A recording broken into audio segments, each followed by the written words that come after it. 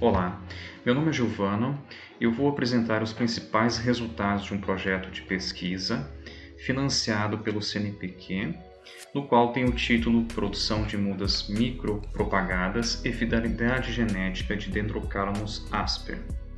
Esse projeto foi aprovado na chamada Universal MCTI CNPq número 28 de 2018 e o processo número 405025/2018-1. Bom, em relação à importância das espécies de bambus, nós podemos destacar a ampla variedade, de utilização. Tá? Então, as espécies de bambus elas podem ser usadas para alimentação, artesanato, fabricação de ferramentas, móveis, recuperação ambiental, controle de erosão, proteção do solo, biocombustível, esse processo é muito importante, construção, confecção de roupas, energia, celulose, também até para a fabricação de papel. Então, as espécies elas apresentam uma aplicação muito interessante em termos industriais, e merecem a nossa atenção em relação a essa diversidade de aplicação. Tá? Contudo, existem espécies que apresentam problemas, ou até dificuldades em relação à clonagem, no caso a propagação vegetativa. Tá? Existem alguns métodos tradicionais que são onerosos e demorados, voltados basicamente para o emprego na macropropagação. Há uma questão relacionada à dificuldade de obtenção de sementes e mudas no mercado. As sementes, algumas são raras e muito difíceis de serem obtidas, e há uma dificuldade em se obter mudas clonais em larga escala. E o cultivo in vitro ele tem como vantagem a utilização de técnicas específicas, no caso a micropropagação, que ela independe da estação do ano e da obtenção de sementes para a produção de mudas, no caso principal quando nós estamos pensando na clonagem. Então, no caso, ela permite clonagem de plantas selecionadas e também até a sua conservação genética. E há um grande número de plantas a serem cultivadas por metro quadrado. Então, vem uma outra questão importante relacionada à otimização da área de produção. E as plantas produzidas são isentas de pragas e patógenos. São outras vantagens pela utilização da micropropagação. Em relação à espécie estudada nesse projeto, nós podemos destacar aí o Dendrocalamus asper, que ele é dito como grupo dos bambus gigânteos, os maiores do mundo. Então, nativo do sudeste da Ásia, ocorre numa altitude naturalmente, até 1.000 metros de altitude. Ele alcança de 20 a 30 metros de altura, podendo atingir até alturas maiores. O colmo de 8 a 20 centímetros de diâmetro, e aqui o florescimento ele ocorre a cada 60 ou 100 anos. Então, já destacando essas questões relacionadas à dificuldade de obtenção de sementes do material. Então, mais uma vez se destaca as questões relacionadas à clonagem. E objetivos do trabalho. Então, definir um protocolo de micropropagação para obtenção de mudas clonais de Dendrocalamus asper, e os específicos definir a melhor concentração de carvão ativado e benzilaminoporina para multiplicação in vitro, enraizar in vitro, aclimatizar e rustificar microplantas em relação à aplicação de ácido indolbutírico, e avaliar a fidelidade genética das plantas micropropagadas em relação às matrizes por marcadores ISSE. Material e métodos. Então, em relação à fase de estabelecimento in vitro, nós utilizamos então mudas de Dendrocalamus asper oriundas de um sistema de canaletão com areia. Houve uma etapa do projeto onde nós utilizamos explantes de matrizes cultivadas em vasos, mas depois elas foram transferidas para um sistema de canaletão do tipo mini jardim clonal. Então, no caso, essa foi a fonte dos tecidos para serem utilizados no laboratório. E nós testamos a exposição ao cloro ativo, que variou de 5, 10, 15 e 20 minutos. No caso do cloro ativo, ele foi diluído a 50% da concentração comercial. Bom, na fase de multiplicação e alongamento in vitro, nós trabalhamos na primeira fase com utilização do material estabelecido no meio de cultura líquido e posteriormente ele foi subcultivado para o meio de cultura semissólido. Esse tempo de cultivo foi de 21 dias no meio semissólido. Bom, e os fatores testados foram concentrações de benzaminopurina, que variou de 1 a 3 mg por litro, e depois nós testamos um experimento fatorial que correspondeu a 2 e 4 mg por litro de benzilaminopurina, testado com carvão ativado isento ou com 2,5 gramas por litro. Posteriormente, os materiais foram acondicionados na sala de crescimento e após 60 dias foram feitas avaliações das características morfológicas. Bom, quanto ao enraizamento, aclimatização e rustificação, os expantes com aproximadamente 5 cm de comprimento e oriundos das fases de multiplicação e alongamento foram utilizados para essa fase.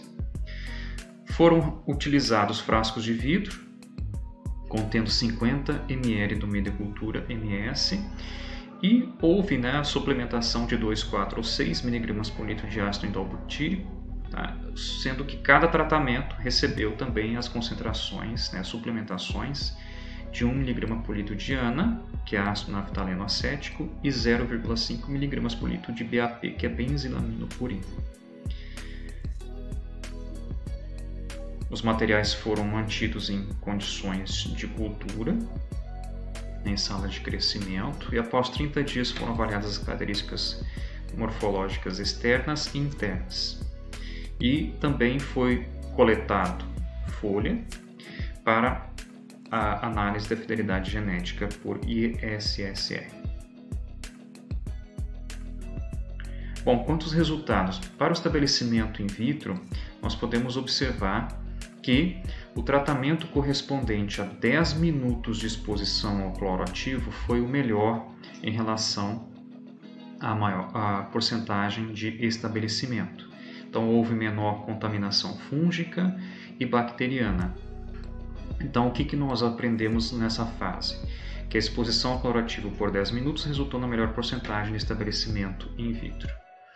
Já na fase multiplicação e alongamento, o primeiro aspecto que nós podemos destacar é que tanto a multiplicação quanto o alongamento in vitro ocorreram simultaneamente, então sendo um evento importante para ser estudado.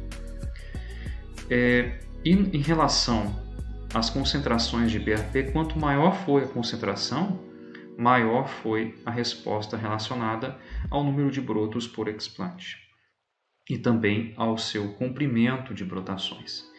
Então, a multiplicação e o alongamento ocorreram simultaneamente e a concentração de 3 mg por litro de BAP é a mais favorável. Já no outro experimento, onde foi estudada a concentração de benzilaminopurina e carvão ativado suplementados ao meio de cultura, nós podemos observar que a presença de BAP até 4 mg por litro favoreceu o número de brotações. Já a ausência de carvão ativado foi o melhor tratamento relacionado ao número de brotações. Contudo, em relação ao comprimento da parte aérea, ou seja, o comprimento dessas brotações, a presença de 2,5 gramas por litro de carvão ativado ao meio de cultura promoveu os melhores resultados. Então, a multiplicação e alongamento ocorreram simultaneamente também.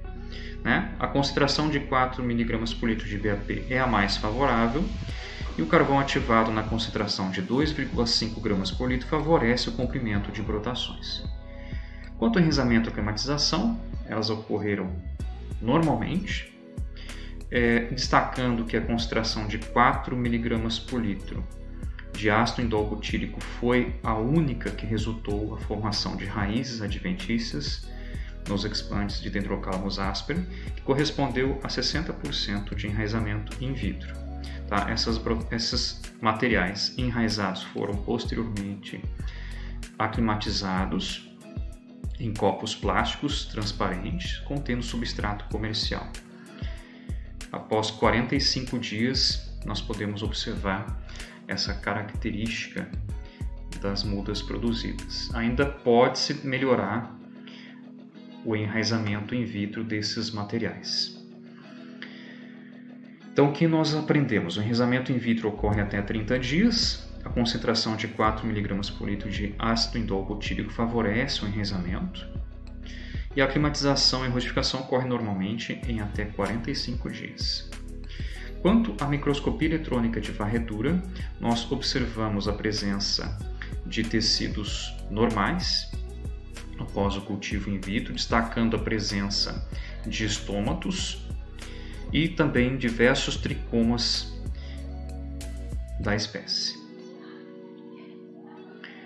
Em relação à fase final de obtenção da muda e verificação da clonagem, nós observamos que foi possível formar inclusive um mini jardim clonal dos materiais micropropagados e também não houve polimorfismo. Isso indica que a clonagem foi bem sucedida em relação às matrizes que foram estudadas.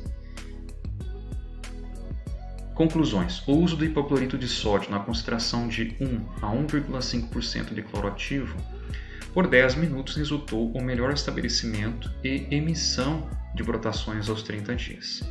As fases de multiplicação e alongamento ocorrem simultaneamente, sendo que a suplementação do meio de cultura com 3 mg por litro de BAP apresentou os melhores resultados para o número de brotos e comprimento de brotos.